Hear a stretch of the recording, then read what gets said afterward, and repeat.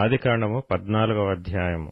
షీనారు రాజైన అమ్రాపేలు, ఎల్లాసరు రాజైన అర్యోకు, ఏలాము రాజైన కదొర్లాయోమెరు, గోయూయుల రాజైన తిదాలు అను వారి దినములలో వారు సొదొమ రాజైన బెరాతోను, గొమొర్రా రాజైన బిర్షాతోను, అద్మా రాజైన షినాబుతోను, షెబోయూయుల రాజైన షెమేబెరుతోను, సోయరను బెలరాజుతోను యుద్ధము చేసిరి. వీరందరూ ఉప్పు సముద్రమైన సిద్దీము లోయలో ఏకముగా కూడి 12 సంవత్సరములు కదొర్లాయోమెరుకు లోబడి 13వ సంవత్సరమున తిరుగుబాటు చేసిరి.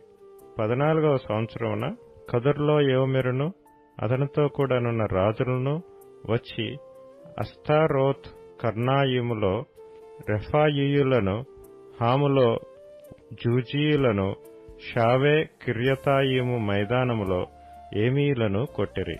మరియు హోరీయులను అరణ్యము దగ్గరనున్న ఏల్పరాను వరకు తరిమి శేయీరు పర్వత ప్రదేశములో వారిని కొట్టిన తరువాత తిరిగి కాదేషును ఏన్మిష్పతుకు వచ్చి అమాలేకీయుల దేశమంతటికి హససోన్ తామారులో కాపురమున్న అమోరీయులను కూడా కొట్టిరి.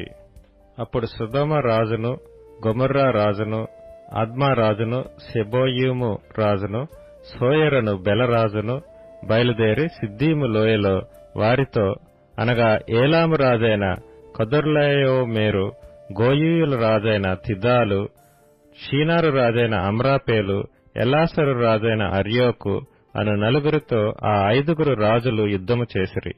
ఆ సిద్దీము లోయలో విస్తారమైన మట్టి కీలు గుంటలు ఉండెను. సొదొమ గొమొర్రాల రాజులు పారిపోయి వాటిలో పడిరి. శేషించిన వారు కొండకు పారిపోయిరి. అప్పుడు వారు సొదొమ గొమొర్రాల ఆస్తి యావత్తును, వారి భోజన పదార్థములన్నీయు పట్టుకొని పోయిరి. అప్పుడు అబ్రాము సహోదరుని కుమారుడైన లోతు సొదొమలో కాపురముండెను గనుక అతనిని అతని ఆస్తిని పట్టుకొని పోగా తప్పించుకొని ఒకడు వచ్చి హెబ్రీయుడైన అబ్రామునకు ఆ సంగతి తెలిపెను. అప్పుడతడు ఎష్కోలు సహోదరుడును ఆనేరు సహోదరుడునైన మమ్రే అను అమోరీయుని ఏలోను వనములో కాపురముండెను. వీరు అబ్రాముతో నిబంధన చేసుకొనినవారు. అబ్రాము తన తమ్ముడు చెరపట్టబడినని విని తన ఇంట పుట్టిన అలవర్చబడిన 310 మండుగురిని వెంటబెట్టుకుని దాను మట్టుకు ఆ రాజులను తరిమెను. రాత్రివేళ అతడును అతని దాసులను వారికెదురుగా మొనలు తీర్చి వారిని కొట్టి దమస్కునకు ఎడమ తట్టున్న హోబా మట్టుకు తరిమి ఆస్తి యావత్తు తిరిగి తెచ్చి తన తమ్ముడైన లోతును, అతని ఆస్తిని, స్త్రీలను, ప్రజలను తిరిగి తీసుకొని వచ్చెను. అతడు కదొర్లాయోమెరును అతనితో కూడానున్న రాజులను ఓడించి తిరిగి వచ్చినప్పుడు సొదొమ రాజు అతనిని ఎదుర్కొనుటకు రాజులోయ అను షావే లోయ మట్టుకు బయలుదేరి వచ్చెను. మరియు షాలేము రాజైన మెల్కీసెదెకు రొట్టెను ద్రాక్షారసమును తీసుకొని వచ్చెను. అతడు సర్వోన్నతుడగు దేవునికి యాజకుడు. అప్పుడతడు అబ్రామును ఆశీర్వదించి, ఆకాశమునకును భూమికిని సృష్టికర్తయును సర్వోన్నతుడునైన దేవుని వలన అబ్రాము ఆశీర్వదించబడునుగాకనియు, నీ శత్రువులను నీ చేతికి అప్పగించిన సర్వోన్నతుడగు దేవుడు స్తుతింపబడునుగాక అనియు చెప్పెను. అప్పుడతడు అన్నిటిలో అతనికి 10వ వంతు ఇచ్చెను.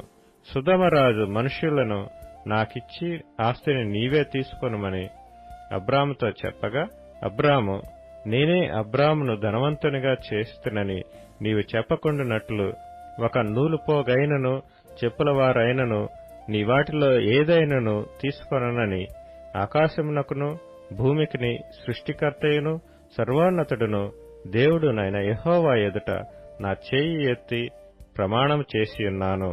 అయితే ఈ పడుచువారు భుజించినది తప్ప నాతో కూడా వచ్చిన ఆనేరు, ఎష్కోలు, మమ్రే అను వారికి ఏ భాగములు రావాలనో ఆయా భాగములు మాత్రము వారిని తీసుకొననిమ్మని సొదొమ రాజుతో చెప్పెను.